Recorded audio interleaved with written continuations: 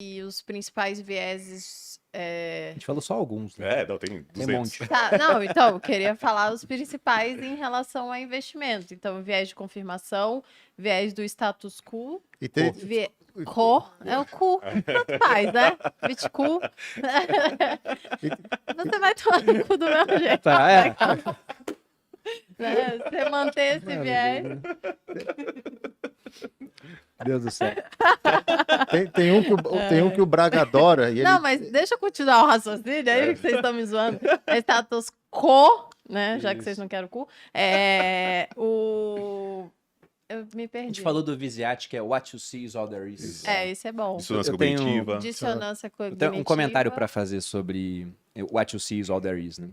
E como você disse, muito do que a gente está pegando agora da literatura do Kahneman é fonte, né? Na verdade, é objeto de estudo há muito mais tempo. Você citou o exemplo do Sócrates, é um belo de um exemplo de como as pessoas não gostam de debater, porque ele foi condenado a beber veneno.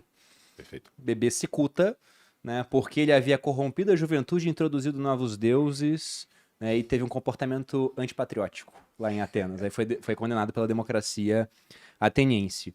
E você tem frases também que mostram a mesma coisa que o Kahneman mostrou através desse Visiat, que é o acrônimo para isso, What You See is All There Is, o que você vê é tudo que existe. Você citou Schopenhauer, ele falava que os limites do nosso campo de visão são os limites do nosso mundo. Tem aquele outro filósofo que é austríaco, Wittgenstein, ele fala que os limites da sua linguagem são os limites do seu mundo. E aí a solução para isso, né, para ampliar esses limites do mundo, veio do primo do Wittgenstein, que é o Hayek. Que ele diz que o conhecimento está disperso pela sociedade. Então, vocês fazem isso lá.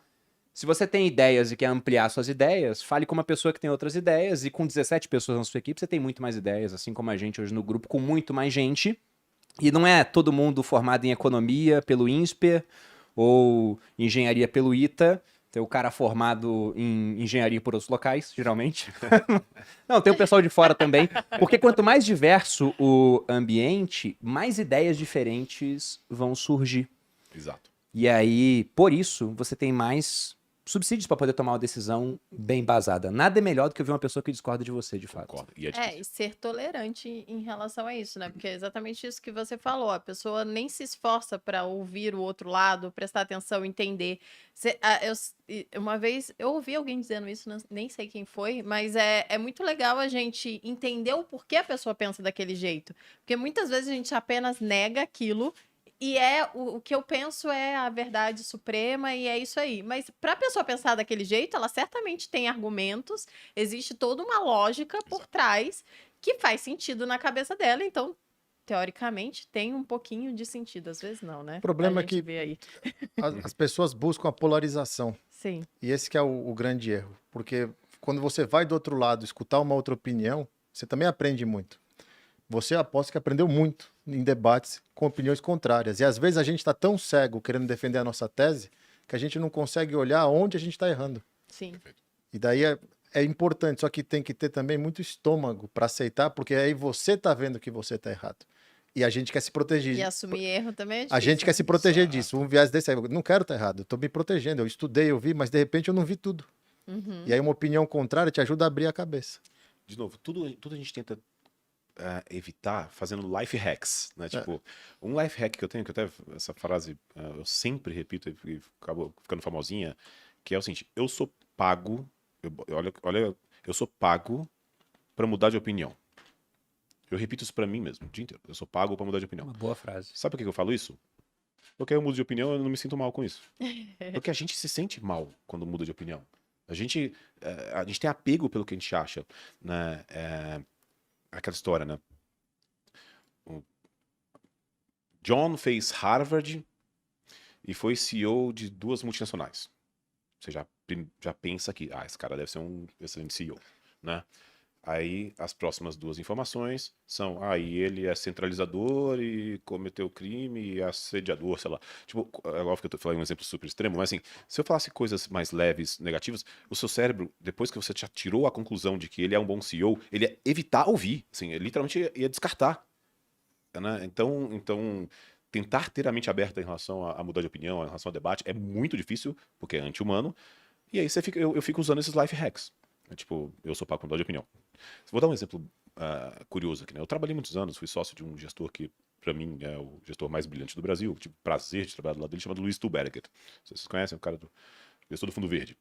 Lendário. Lendário. Eu acho que se ele fosse americano, ele ia ser considerado um dos 3 melhores gestores do mundo. Como ele é brasileiro, a galera... Mas todo mundo...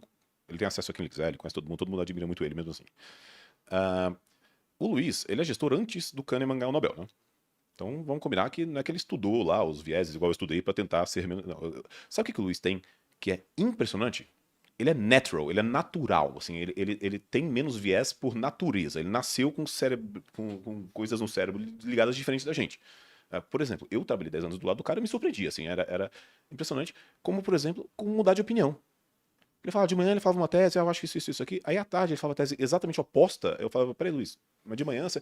Aí eu falei, ele nem percebia que ele tinha mudado de... Assim, é brilhante. Aí o que acontece, o cara é um dos melhores gestores do mundo. Eu não sou brilhante igual ele, então eu tenho que ficar repetindo. Eu sou pago pra mudar de opinião, eu sou pago pra mudar de opinião.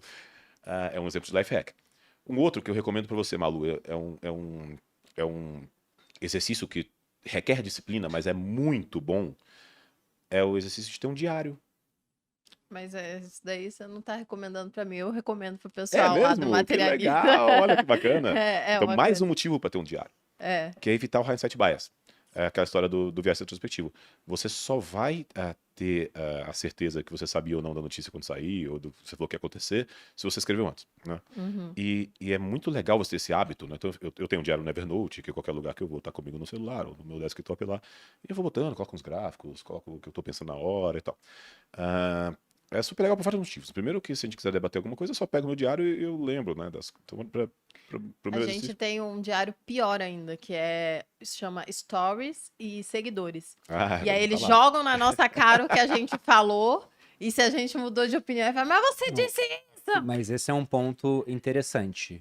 Novamente, voltando para a dinâmica de rede social. Ela torna mais difícil mudar de opinião. Exato. Exatamente, perfeito. E você tem que ser muito valente, eu diria, pra você dizer, eu disse isso, mas agora eu não quero dizer mais, eu quero dizer outra coisa. Mas percebem como a própria sociedade não aceita uma mudança de Exatamente. opinião? Aham.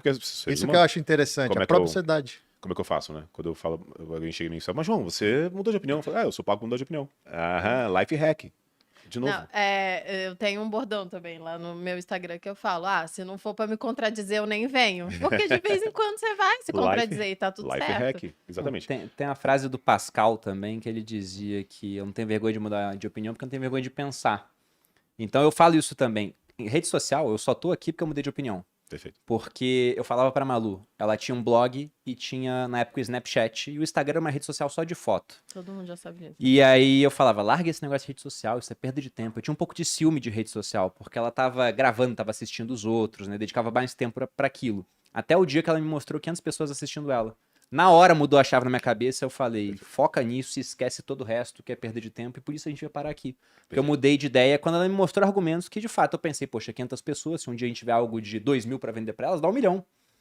Então vale a pena pegar esse tipo de coisa. Mas é complicado, porque se a gente muda de opinião, o pessoal vai cobrar. Perfeito. Ué, mas você não pensava tal coisa? Poderia pensar e eu mudei. E isso é engraçado, porque eu não vou citar naturalmente o nome aqui da pessoa, mas o Bitcoin lá atrás era um negócio visto com muito maus olhos em comparação a hoje.